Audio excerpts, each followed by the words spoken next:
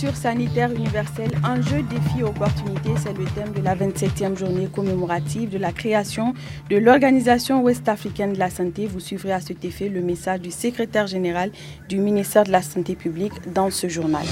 Rencontre ce matin entre le ministre du Commerce, celui de l'élevage et le syndicat des bouchers. Objectif, revoir le prix de la viande en ce mois béni de Ramadan.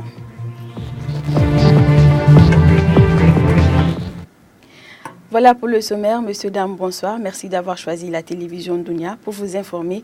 Bienvenue dans ce journal. Le président de la République a initié hier une séance de rupture collective du jeûne au profit des membres du gouvernement, des chefs des institutions et des députés nationaux. Objectif, offrir la rupture à ses hôtes et partager des moments entre musulmans. Le compte-rendu est signé Mariama Soumana et Sambozamou. Fidèle à sa tradition et cela conformément aux lois islamiques qui préconisent le partage et la solidarité au cours de ce mois béni de Ramadan, le président de la République, Issifou Mahamadou, a convié les chefs d'institution, les membres du gouvernement ainsi que les députés nationaux à rompre le jeûne avec lui. Cette rupture de jeûne collectif s'est déroulée dans une atmosphère de joie et de convivialité. Moment de grande retrouvailles entre frères musulmans, cette séance de rupture de jeûne, outre le partage de plats, a également permis au président de la République d'échanger avec ses collaborateurs de la communion des cœurs et des esprits. Appréciant à sa juste valeur cette initiative du chef de l'État, les convives expriment leurs remerciements. Et en tant que bon musulman aussi, donc, il a tenu à partager cet instant-là solennel avec tous les musulmans. Et nous profitons de cette occasion pour souhaiter un bon mois de Ramadan à tous nos concitoyens nigériens et que ce mois soit vraiment un mois béni et qu'il amène la paix et la sérénité dans notre pays. Je prie Dieu pour que tout ce qu'on vient de faire ici soit accepté comme étant une œuvre qui a été faite durant le mois de Ramadan. Parce que durant ce mois-ci, on doit essayer tous de s'excuser. On doit faire en sorte qu'on se retrouve entre nous Nigériens, quelles qu'en soient nos divergences. Rien de plus normal que pendant le mois béni du Ramadan et en cette phase de la première décade du mois de Ramadan, que le président de la République puisse inviter les différentes couches socio-politiques du pays pour rompre avec lui. Après la rupture collective, les invités et leurs hôtes ont effectué la prière collective du Maghrib. Prière au cours de laquelle une fatia a été dite pour qu'Allah le Tout-Puissant descende sa miséricorde sur le Niger. Cette initiative est ainsi, à n'en point douter, une opportunité pour consolider davantage les liens de solidarité, de partage et de fraternité entre musulmans. À noter que le président de la République recevra dans les jours à venir les associations islamiques, les opérateurs économiques, le corps diplomatique, les partis politiques, la société civile et les syndicats, mais également les hommes de médias. Autre fait de l'actualité, couverture sanitaire universelle, enjeux, défis, opportunités, c'est le thème de la 27e journée commémorative de la création de l'Organisation ouest-africaine de la santé. À cet effet, le secrétaire général du ministère de la Santé publique a livré un message. On l'écoute. Au début de ses activités à nos jours, l'OAS compte à son actif des réussites qui, sans être exhaustives, concerne les domaines de l'harmonisation des curricula de formation des professionnels de la santé pour faciliter la circulation des ressources humaines en santé dans la région, le soutien à la production locale des médicaments ARV de bonne qualité qui a permis de rapprocher ces médicaments de ceux qui en ont le plus besoin, la mise en œuvre du programme de coopération transfrontalière de lutte contre les maladies, le renforcement des systèmes nationaux de recherche pour la santé, l'institutionnalisation de la médecine traditionnelle et de la pharmacopée dans l'espace CEDEAO. Vous suivrez d'ailleurs l'intégralité de ce message en partie magazine de ce journal. Cela dit, le ministre du Commerce et celui de l'élevage ont rencontré ce matin à la Chambre de commerce, d'industrie et d'artisanat du Niger les commerçants et le syndicat des bouchers. Objectif, revoir à la baisse le prix de la viande. D'autres précisions avec Omar Hama et Jamil Omar. Pays d'élevage par excellence, le Niger demeure aujourd'hui pourtant l'un des pays de l'Afrique de l'Ouest où la viande coûte excessivement cher Et cela malgré l'appel lancé par les autorités nigériennes à la veille du mois béni de Ramadan.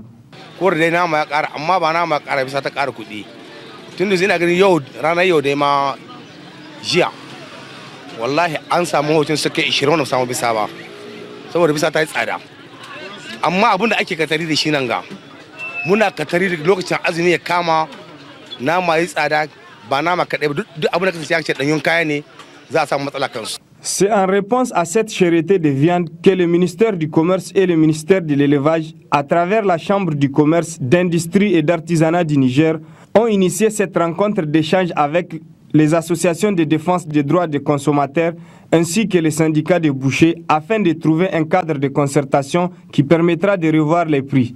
Cette rencontre s'inscrit spécifiquement dans le cadre de la concertation sectorielle entre les bouchers, les organisations de défense des droits des consommateurs, le ministère de l'Élevage et mon département ministériel sur la sensibilité et les nombreuses fluctuations du prix de la viande conformément aux instructions de son Excellence, Monsieur le Premier ministre Brigitte Raffini. En effet, on observe sur nos marchés une augmentation du prix de la viande. Cette rencontre nous permettra d'échanger ensemble sur les solutions à envisager afin que la viande soit accessible aux populations. C'est en réponse à cette cherté de viande que le ministère du Commerce et le ministère de l'Élevage, à travers la Chambre du Commerce, d'Industrie et d'Artisanat du Niger, ont initié cette rencontre d'échange avec les associations de défense des droits des consommateurs ainsi que les syndicats de bouchers afin de trouver un cadre de concertation qui permettra de revoir les prix. Il s'agit de mettre tous les acteurs, tous les partenaires en place pour que nous puissions discuter et de manière rationnelle conduire une étude qui impliquera les structures concernées et définir les prix réels de la viande au Niger. Nous, à l'époque, on avait pris un certain nombre de marchés pour pouvoir conduire cette étude. Et je crois que le résultat que nous aurons après cette étude va nous permettre d'avoir une idée réelle. Aujourd'hui, on a des explications parcellaires par-ci, par-là sur la cherté de viande, mais une étude scientifique sérieuse n'a jamais été menée. Donc je crois que il n'est jamais tard de bien faire. Outre la révision du prix de la viande, cette rencontre permettra à l'ensemble de ces acteurs de réfléchir sur la réglementation des prix des produits de grande consommation, mais aussi de créer un comité de suivi des prix sur les différents marchés. Justement, le mois béni de Ramadan entame aujourd'hui la deuxième décade. Quel doit être le comportement du fidèle musulman durant cette période? Élément de réponse avec Al-Rama Abdelaziz, prédicateur. Le prophète Mohammed sallallahu alayhi wa sallam nous a partagé le mois béni de Ramadan en 3 grandes dizaines, en 3 grandes parties qui est appelée bien sûr décade. Donc la première décade vient de finir qui est la décade de miséricorde. C'est une décade qui vient annoncer la rentrée de Ramadan, qui amène l'apparition du croissant lunaire et Allah fait descendre sa miséricorde dans tout le monde entier parce que tous ces fidèles sont en train d'observer le jeûne. Et voilà, la deuxième décade est une décade de pardon. Le prophète a dit Awwaluhu rahma wa awsatuhu maghfira. Donc la décade du milieu est une décade dans laquelle Allah pardonne les péchés, Allah dissout les péchés. Donc chaque jour de cette deuxième décade, Allah choisit un nombre de ses fidèles à qui il pardonne tous leurs péchés et tous leurs péchés est effacé à jamais. Donc c'est pour cela que nous devrons redoubler plus d'efforts pendant cette deuxième décade. Nous allons continuer avec nos bonnes actions que nous faisons et nous étions en train de faire de la première décade, mais maintenant encore redoubler d'efforts, resserrer la ceinture et faire beaucoup de istighfar, faire lire le Sayyid al-Istighfar qui est la meilleure façon de demander pardon, le multiplier dans cette décade qui est la décade de milieu, la décade de pardon. La suite de ce journal, rencontre de concertation ce matin au ministère du Transport entre les différents acteurs intervenant dans le domaine du transport autour de la problématique des infrastructures routières au Niger. Une rencontre co-présidée par le ministre du Transport et celui de l'équipement. D'autres précisions avec Halima Abdou et Sambozamou.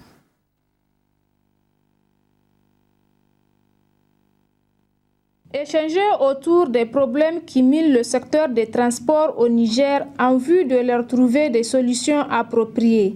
C'est l'objectif visé à travers cette réunion dite de concertation entre les responsables du domaine des transports et les partenaires du dit secteur. Une rencontre, la première du genre initiée par le ministère des Transports et de l'Équipement.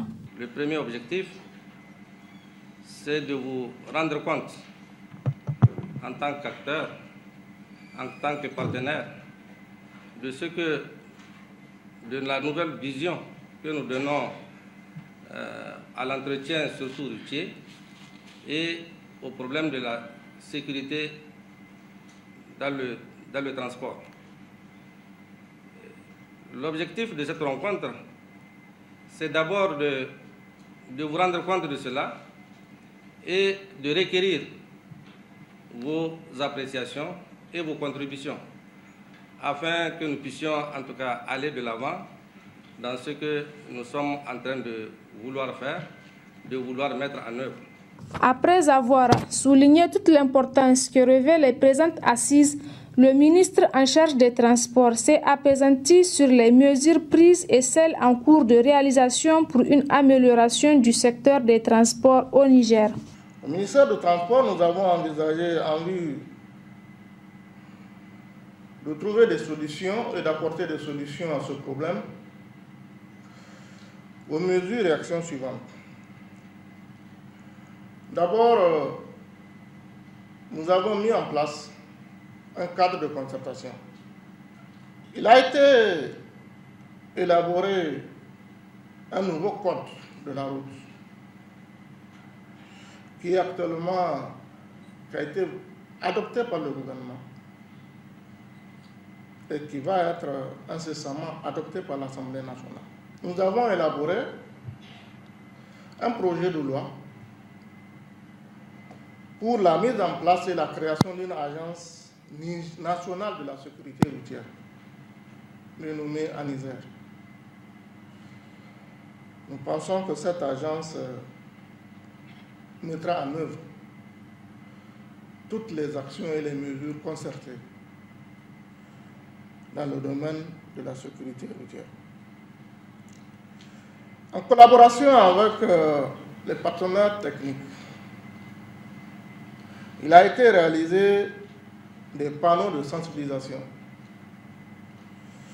Et ces panneaux vont être placés au niveau de l'ensemble du territoire national.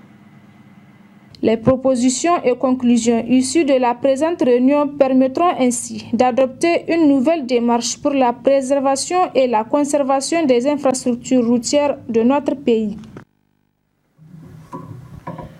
Ouverture ce matin au Palais des Congrès de Niamey des assises de la 127e session du Conseil d'administration de l'Agence pour la sécurité de la navigation aérienne en Afrique et à Madagascar. Une rencontre de 2 jours qui permettra aux participants de prendre des résolutions susceptibles de faciliter la tâche de la Direction générale de la SECNA. Nous retrouvons Moudi Moussa et Boubacar Imran Meiga. Ils ont tous répondu présents pour la circonstance. Eux, ce sont les administrateurs et autres cadres dirigeants de l'Agence pour la sécurité de la navigation aérienne en Afrique et à Madagascar. Et la présente rencontre s'inscrit dans la droite ligne des assises de la 127e session du Conseil d'administration de la dite agence.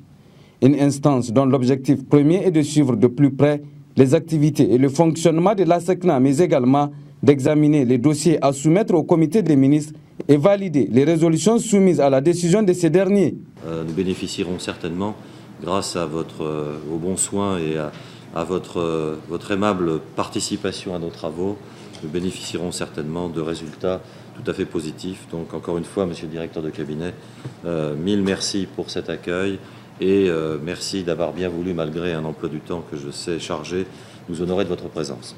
Procédant à l'ouverture officielle des travaux de cette 127e session du Conseil d'administration de la SECNA, le directeur de cabinet du ministre des Transports représentant le ministre empêché a vivement salué le choix porté sur Niamey pour abriter les assises de cette importante rencontre. Une rencontre qui est notamment précédée par une série de réunions, dont celle consacrée à la sécurité, permettant ainsi à la SECNA et à ses partenaires de passer au peigne fin l'ensemble des questions liées au renforcement de la sécurité aérienne au sein de l'espace communautaire. En mettant autour d'une même table l'Association internationale du transport aérien, qui compte plus de 200 compagnies aériennes, la Fédération internationale des pilotes de ligne, l'Association internationale des contrôleurs aériens et l'Organisation de l'aviation civile internationale, la SECNA s'assure qu'elle prend effectivement en compte les préoccupations de ses principaux clients en matière de prestation de services. Cette démarche cadre bien avec les orientations des ministres qui ont fait de la réduction des incidents de sécurité un objectif prioritaire pour l'Alliance.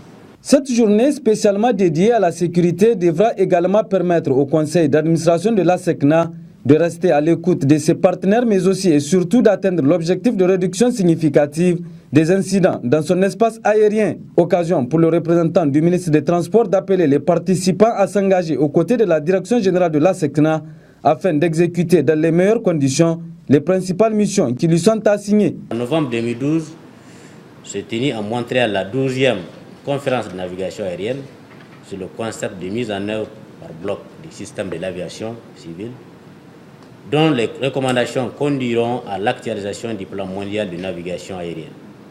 Cette conférence, dis-je, a permis de fixer les objectifs opérationnels de l'aviation civile mondiale pour les 15 prochaines années, de 2013 à 2028. Cet ambitieux programme, qui met un accent particulier sur la performance humaine, interpelle notre agence qui, au nom de ses États membres, devra s'y soumettre en fonction de ses besoins et de ses moyens afin d'atteindre son objectif. Être leader des fournisseurs de services de la navigation aérienne dans un ciel unique africain. Ainsi, 2 jours durant, les participants à cette rencontre passeront en revue le compte de l'agence, étudieront les documents ainsi soumis à leur appréciation et prendront des résolutions susceptibles de faciliter la tâche de la Direction générale de l'Agence pour la sécurité de la navigation aérienne en Afrique et à Madagascar, à SECNA, entre autres. C'est bon, merci. Sur un tout autre plan, tenu ce matin de la 2e session du comité de pilotage du programme d'action communautaire PAC 3, objectif de cette rencontre, présenter le bilan du premier semestre 2014. Taïrou Amadou, Issa Hassan pour le compte rendu. Présenter et échanger autour du bilan du premier semestre 2014, examiner et approuver les activités de la composante A et évaluer la contribution du programme d'action communautaire PAC 3 sur les composantes du plan d'accélération de la mise en œuvre de l'initiative 3N, tels sont entre autres les différents points inscrits à l'ordre du jour des travaux du comité de pilotage du PAC 3. Ce programme conçu comme un prêt programmatique adaptable sera mis en œuvre sur une période de 12 ans subdivisée en 3 phases réparties chacune sur 4 ans. La 3e phase du PAC a été lancée en janvier 2014. De son lancement à cette date, le PAC 3 a non seulement effectivement installé son dispositif d'exécution, mais également initié des rencontres tant avec les institutions nationales qu'avec les acteurs locaux en vue d'échanger sur la problématique de la mise en œuvre des activités de renforcement de capacité et celles relatives aux investissements. L'action du PAC 3 est déjà porteuse d'espoir pour son rôle dans la mise en œuvre du plan d'accélération de l'initiative 3N et dans bien d'autres domaines. Je voudrais ici, au nom du gouvernement, remercier les partenaires techniques et financiers dont l'appui ne nous a jamais fait défaut lorsqu'il s'agit d'intervenir au bénéfice des populations, notamment rurales de notre pays. Le programme va concerner l'ensemble des communes du Niger ainsi que les 7 conseils régionaux en matière de renforcement de capacités. Avec un coût total estimé à environ 24 milliards de francs CFA, le PAC 3 permettra la réalisation d'importants investissements socio-économiques au bénéfice des populations rurales et urbaines. Renforcer les capacités de planification et de mise en œuvre du développement local, y compris ses capacités à apporter une réponse rapide et efficace en cas de crise ou situation d'urgence éligible, et d'améliorer l'accès des populations ciblées aux services socio-économiques. Comme vous le constatez, il s'agit d'opérer des choix pertinents en vue de faciliter et accélérer la mise en œuvre du projet pour les 6 mois à venir. Il s'agit également de faire les recommandations idoines pour mettre en exergue la contribution du Pacte 3 à l'opérationnalisation des 7 composantes du plan d'accélération pour la mise en œuvre de l'initiative 3M. Compte tenu de l'importance du programme, il est attendu du comité de pilotage des propositions pertinentes qui vont assurer le succès du Pacte 3. Et puis ouverture ce matin au Grand Hôtel de Niamey de la première assemblée élective de la Chambre des métiers de l'artisanat du Niger, une assemblée qui vise la mise en place des membres du bureau exécutif et de la commission permanente du SEMANI. Isidore Banaba, Jembilou Morou pour le compte-rendu. La mission principale de cette assemblée générale élective est de mettre en place la Chambre des métiers de l'artisanat du Niger. La mise en place effective de cette institution vient 12 ans après l'initiation de son programme et devrait permettre à l'État de se conformer aux exigences de l'UEMOA en matière d'artisanat et répondre aussi à une préoccupation du programme de la Renaissance des autorités actuelles. La mise en place de la Chambre des métiers de l'artisanat du Niger est une autre réponse positive aux dispositions de l'acte additionnel numéro 05-2000S CM-UMOA du 19 décembre 2001 relative à la promotion de l'artisanat au sein de l'Union économique et monétaire ouest-africaine et à la recommandation numéro 3 CM-UMOA du 19 décembre 2001 relative à la mise en œuvre du programme communautaire en matière de l'artisanat de l'UMOA. Il s'agit enfin de réaliser un des objectifs du programme de Renaissance. La création et la mise en place de la SEMANI constituent un véritable gage de la visibilité du secteur de l'artisanat, notamment son importance socio-économique, toute chose qui permettra à l'État sa prise en compte effective et conséquente dans les programmes nationaux de développement. L'artisanat occupe une place importante dans le processus de développement économique et social du Niger. C'est donc à juste titre que les membres du gouvernement et les représentants des institutions ont effectué le déplacement au gouverneur de la région de Niamey de souligner que le soit porté sur sa région pour la tenue de cette première assemblée élective n'est pas fortuit. Dont la réputation n'est plus à démontrer et qui est devenu un rendez-vous majeur international de promotion de l'artisanat. Le moment auquel nous allons être témoins est aussi important, voire historique, pour le secteur de l'artisanat.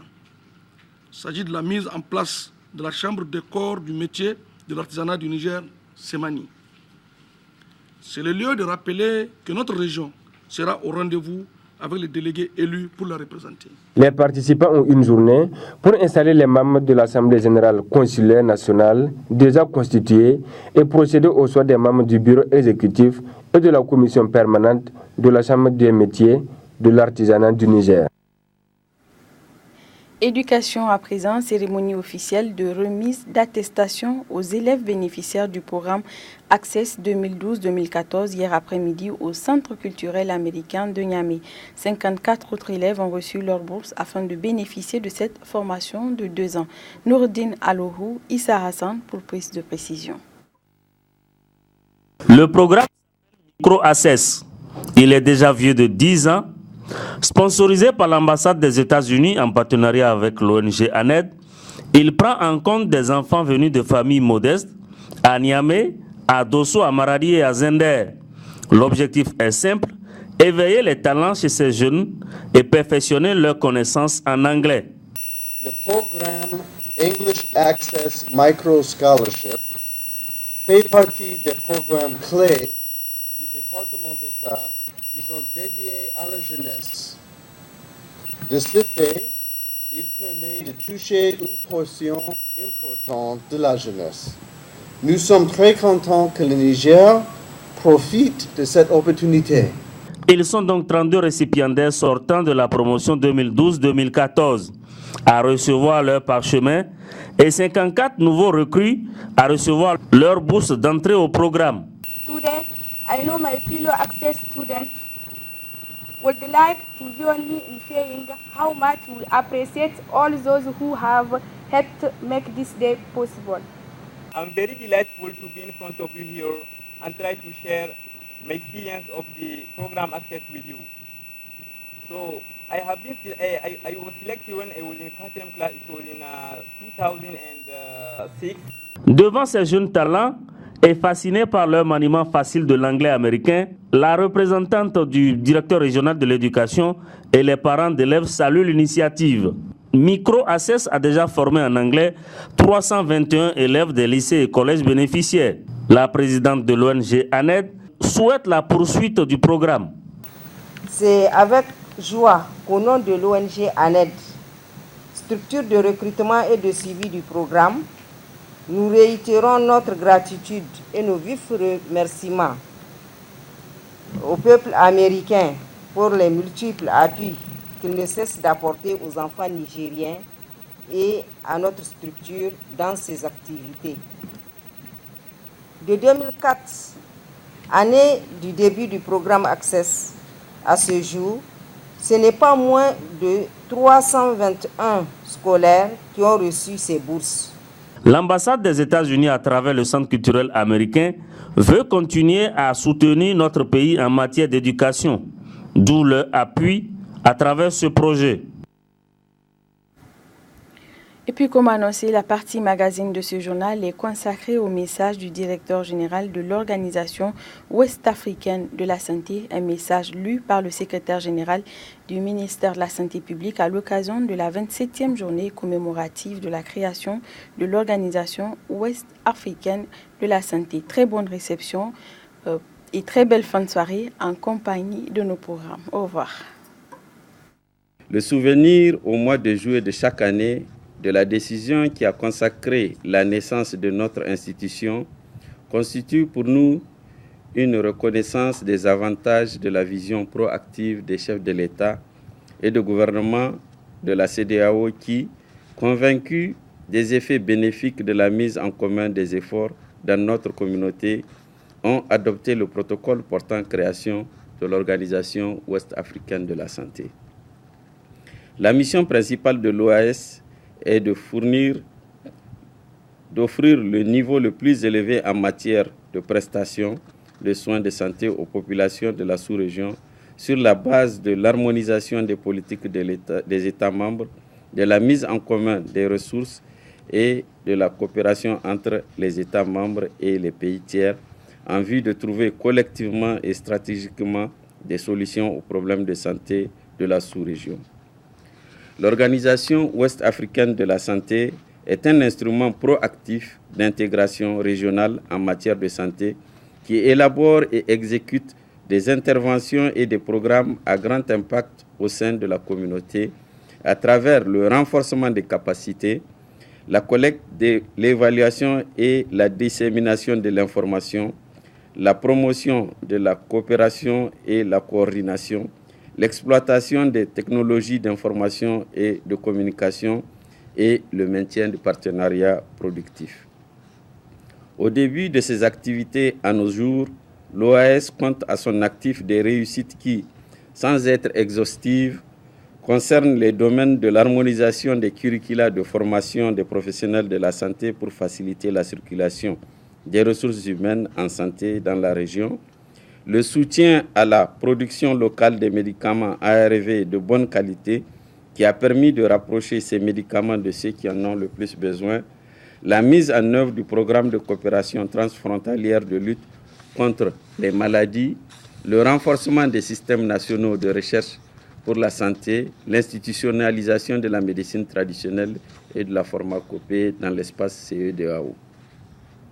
Au-delà de la réjouissance, communion autour des idéaux qui ont prévalu à la naissance de l'OAS, cette commémoration constitue pour notre organisation une tribune pour attirer l'attention des États membres et de la communauté internationale sur les grands défis en matière de santé dans notre sous-région en vue d'une plus grande mobilisation. Le thème retenu pour l'année 2014 et donc pour la journée de l'OAS est Couverture sanitaire universelle CSU, enjeux, défis et opportunités. Il ne s'agit pas d'un slogan de plus, mais d'un appel à l'action pour la mise en œuvre des stratégies adéquates qui feront en sorte que nos systèmes de santé contribuent à l'équité et à la justice sociale. Atteindre un tel objectif revient à identifier les voies que nos systèmes de santé doivent suivre en vue de combler le gap entre les attentes légitimes des populations en matière de santé et la situation actuelle. C'est assurément là l'un des défis majeurs pour notre sous-région. Dans ce cadre, la dernière réunion de l'Assemblée des ministres de Santé de la CEDEAO a recommandé, entre autres, entreprendre une analyse situationnelle approfondie de la CSU dans la région visant l'élaboration d'une stratégie régionale d'accompagnement des pays membres, mettre en place un cadre juridique et assurer l'appui politique nécessaire pour la CSU, mettre l'accent pour la promotion de la santé et le renforcement des soins de santé primaires dans le cadre de la CSU. Aujourd'hui, donc, plus que jamais, nous devons conjuguer nos efforts dans un esprit de coopération, de solidarité et de veille, toute chose qui, du reste, a toujours prévalu et qui nous guide vers l'atteinte de nos objectifs communs. Au moment où plusieurs de nos pays sont confrontés aux épidémies en général et singulièrement à l'épidémie de la fièvre hémorragique à Ebola, nous voudrions encore une fois attirer l'attention de tous sur les mesures préventives recommandées par l'OAS. C'est le lieu pour nous d'exprimer notre solidarité et notre compassion aux populations durement éprouvées. Je souhaite terminer cette adresse en saluant l'engagement individuel et collectif de tous les pays de la CEDEAO en faveur des questions de santé et pour les efforts fournis pour la réussite des interventions de l'OAS. Je renouvelle notre gratitude et notre disponibilité à tous les gouvernants de notre espace et à l'ensemble des partenaires pour toutes les énergies déployées afin d'assurer aux populations le bien-être auquel elles aspirent.